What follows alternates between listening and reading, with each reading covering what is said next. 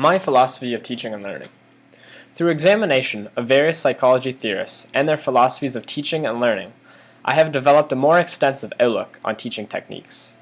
There are a few particular methods that have had a great impact on my learning, which I find of great value to emphasize in my teaching.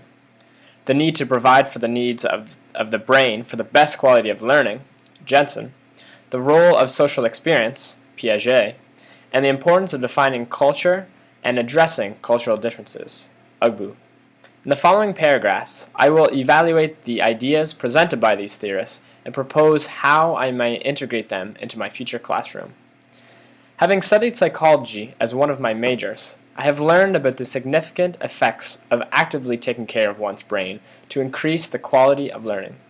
In my teaching, I plan to emphasize the importance of proper nutrition, rest, and stimulation that will challenge students to be continually learning and growing from their daily experiences. When a student is introduced to a new topic or idea, the brain needs time to make sense of it. In other words, the cognitive process of the individual differs among particular learning environments. Through this acknowledgement, it is vital to give the brain time to make sense of daily experiences. I intend to offer time for students to reflect on what was covered in each class. This time could be spent writing an exit slip where the student writes a few sentences reflecting on what he or she learned or struggled with during that lesson.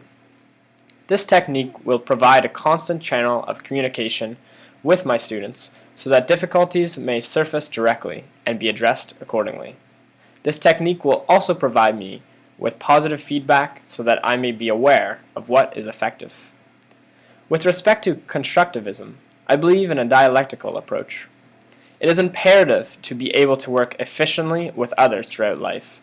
Therefore, I intend to offer frequent opportunity to work in groups so that these skills may develop.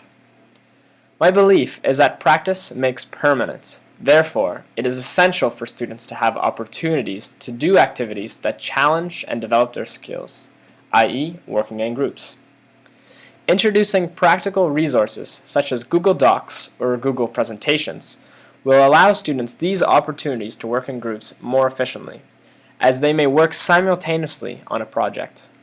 This dialectical approach to learning focuses on knowledge resulting from interaction with others that stimulates debate and sharing of ideas. An environment where students can critically evaluate and challenge each other's ideas is one that encourages each student to have a voice. I believe it's critical to establish this type of environment so students can develop their voices. A vast cultural awareness will allow students to learn more about themselves by learning about others. I want to encourage the expression of different cultures in my classroom by allowing students to share their ethnicity with the class. I feel exposure to different cultures will motivate students to be more aware of what is happening in other areas of the world. The implementation of some of these methods presented by various psychology theorists will help me better reach my students and therefore play a more effective role in guiding their cognitive development. When I model these attributes and strategies in my future classroom, I believe students will be encouraged to embrace them and be more motivated to be lifelong learners.